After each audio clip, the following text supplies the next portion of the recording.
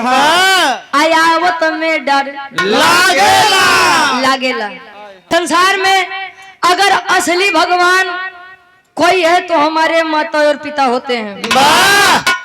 कहे माता पिता न होते, हम न होते, आप न होते, ये पूरा संसार न होता। और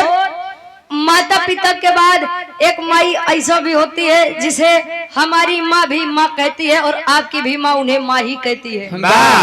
यानी जगत जननी माई, बीड़ा वादनी मैहर वाली माई, जेकर जैसे भक्ति बा, जेकर जैसा विश्वास बा वैसे ने भक्ति बा। अरदास वाला मंच के माध्यम से कैसे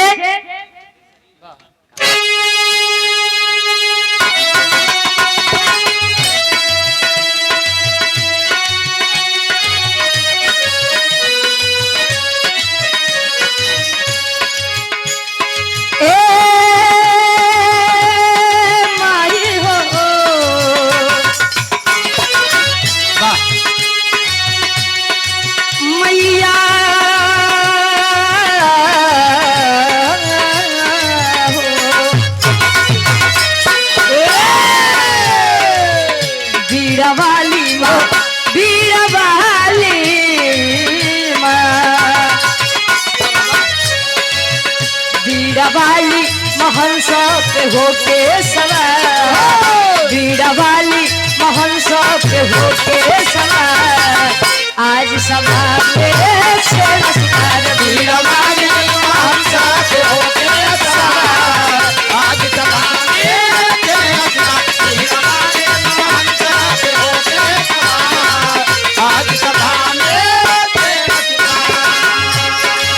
छेड़ा सितार माई, छेड़ा सितार माई, छेड़ा सितार,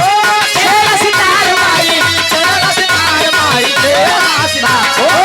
छेड़ा सितार माई, छेड़ा सितार माई, छेड़ा सितार,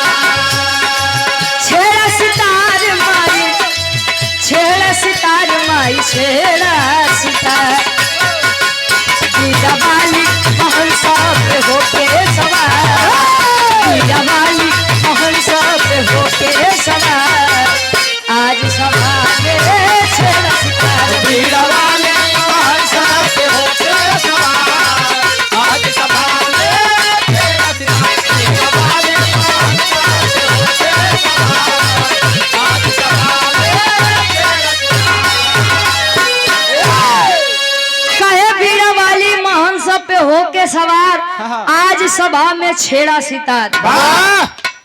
कहे मन मानो तो मथुरा, मन मानो तो काशी, मान लाता देवी देवता नहीं मानता पाथर, विश्वास है तो लोग पत्थर में भी ईश्वर को खोज लेते हैं, और विश्वास नहीं है तो साक्षात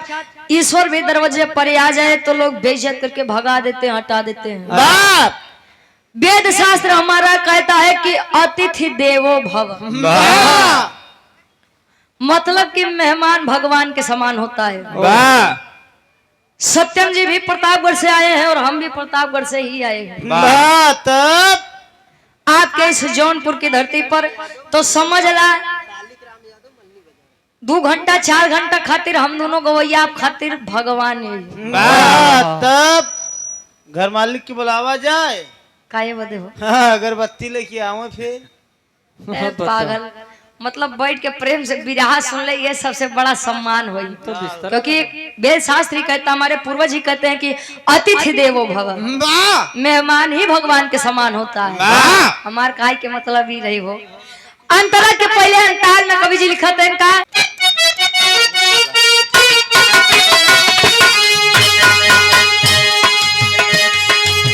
श्वेत बसात बाट हंस के सारी, श्वेत बसात बाट हंस के सारी,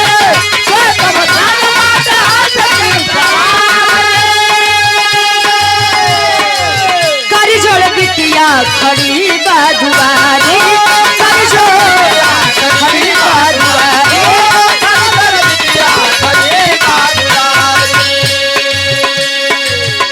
एही महफिल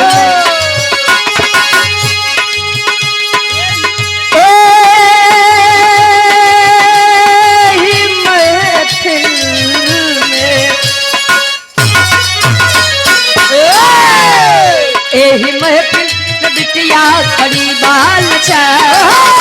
एही महफिल में बिटिया खड़ी बाल छा आज सभा में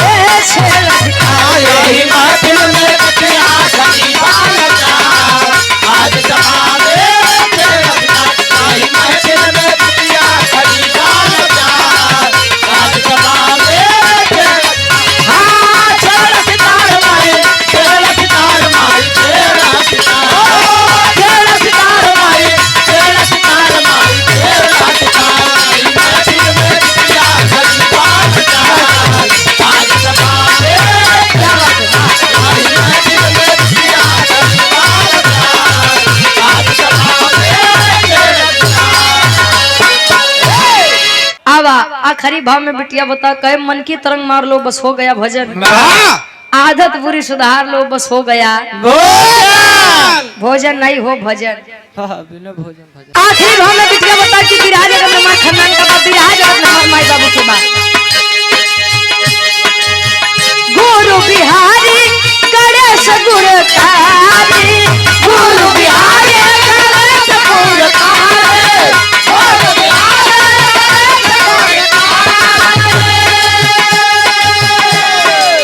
रामदेव चंद्रिका जी बनले पुजारी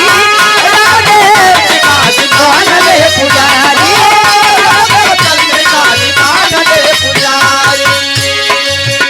रुचि गावे में रुचि गावे में अरे तरुचि गावे में माई रही रहिया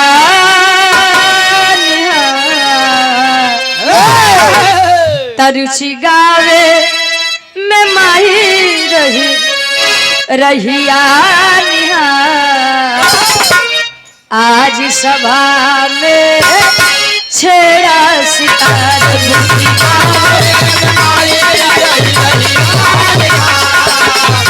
आज सभा